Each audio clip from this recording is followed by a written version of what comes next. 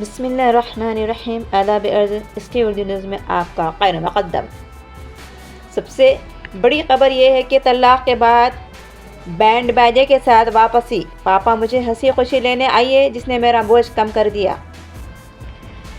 India کے ریاست جھارکھنڈ کے دارالحکومت رانچی سے تعلق رکھنے والے پریم گپتا کا نام چند دن قبل اچانک سے خبروں کی زینت بن گیا تھا، اور اس کی وجہ سے یہ تھی کہ پریم گپتا نے اپنی بیٹی کی محبت میں وہ کر دکھایا جس کی روایت پسند معاشروں میں مثال نہیں ملتی۔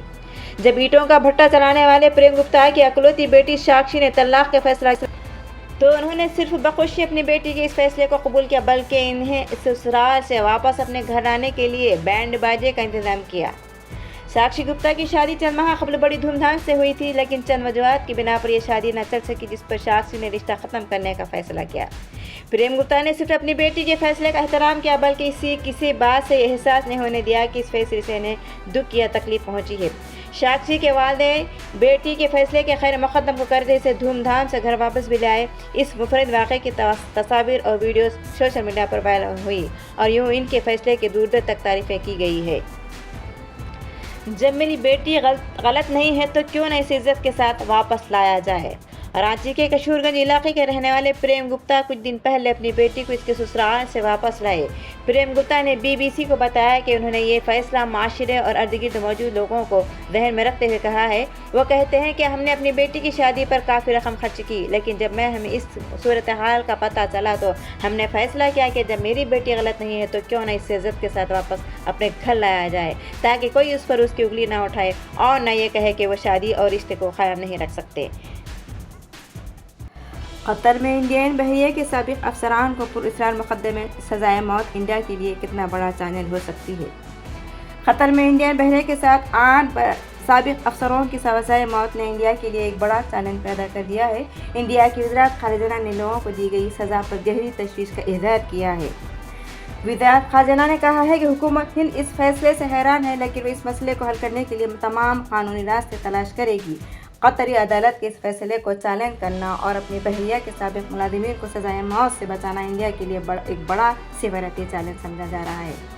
جن 8 افراد کی موت کی سزا سنائی گئی ہے وہ انڈین نیوی کے سابق افسران ہیں۔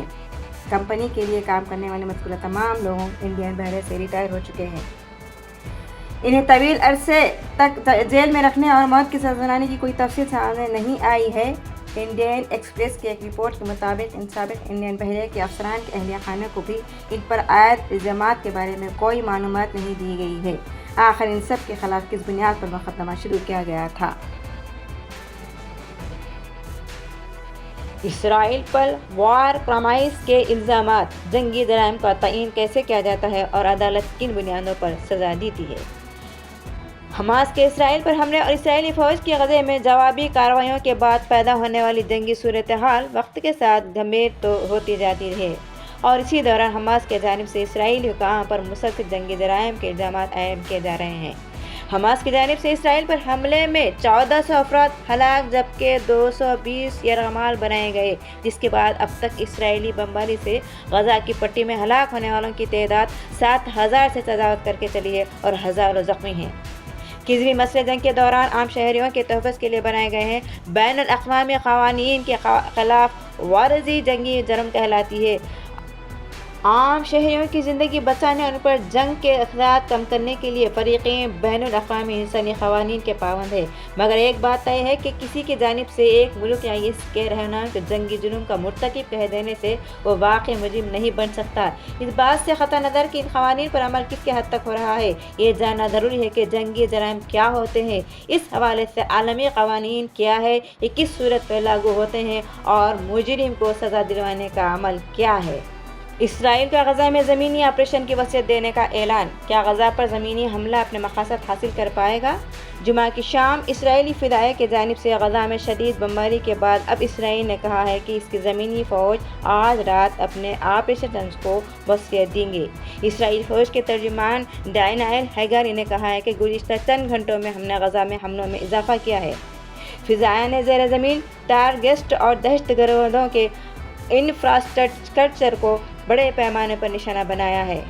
گزشتہ کئی گھنٹوں سے جاری سرگرمی کے تسلسل میں اب زمینی افواج اپنی سرگرمیوں کو وسعت دیں گے۔ ان کا مزید کہنا یہ ہے کہ اسرائیل کی دفاعی افواج اپنے فوجی اہداف کو حاصل کرنے کے لیے تمام جہتوں میں طاقتور اور مؤثر طریقے سے کام کر رہی ہے۔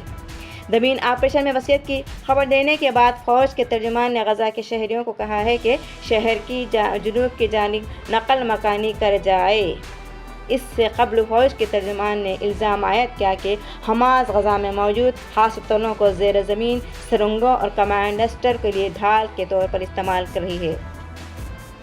تاہم حماس نے اس کی تردید کی ہے۔ اسرائیلی فوج کے ترجمان نے اس موقع پر خاص طور پر الشفا ہسپتال کا نام لیا اور کہا ہے کہ اسے دہشت گردانہ کارروائیوں کے لیے استعمال کیا جا رہا ہے۔ یہ تھی آج کی خبریں۔ جزاک اللہ۔